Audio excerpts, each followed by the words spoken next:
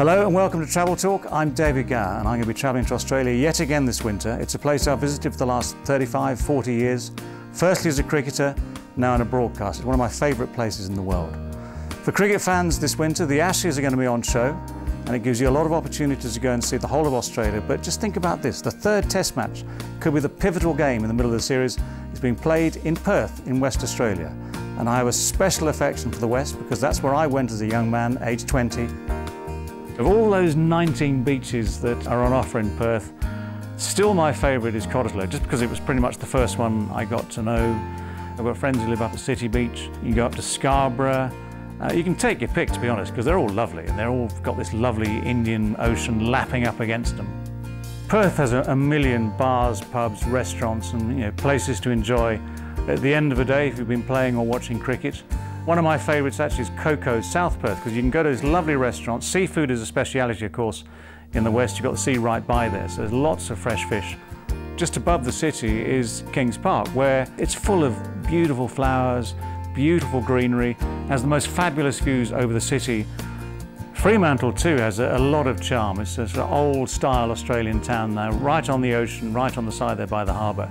I reckon my favourite bar in that area is actually that Little Creatures Brewery. It's just so buzzy. As cricketers, we've got to know a lot of Australian winemakers. There seems to be an absolute natural synergy between the two. But in the west, you can go all the way down to the Margaret River and find a host of gorgeous wines down there. One of the most famous is the Lewin Estate, and they have some award-winning wines. If you want to stay closer to the city, just go down the Swan River to the Swan Valley. One of my favourites there is Sandalford's. If you're going down there for the cricket, you're going to go to the Wacker, which has special memories for me. It was the place I made my first ever Ashes 100, and it's got that special feeling, the Wacker, because it's not as big as some of the Australian cricket grounds like the SCG and the MCG, but it's got a special atmosphere and it's seen some fabulous cricket over the years. Well, last time I went to the West for the last Ashes tour, we spent 3-4 days up the coast, about a 2-hour flight to get up to the Ningaloo Reef, which I'd never heard of before, but it was absolutely extraordinary. We just took a snorkel out off the beach. We stayed at what's called an eco-resort called Salsalis, in tents right on the beach there pretty much.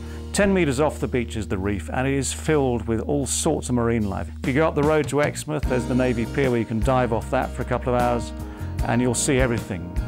The last thing I can say is this: if you're thinking of going to Perth for the cricket this winter, treat it first as a travel experience. There's so much to do in Perth, so much to do in the West, then enjoy the cricket as well. If England, of course, are going to win down there, that could be pivotal for the whole series, but enjoy the state first, enjoy Perth, then go for the cricket.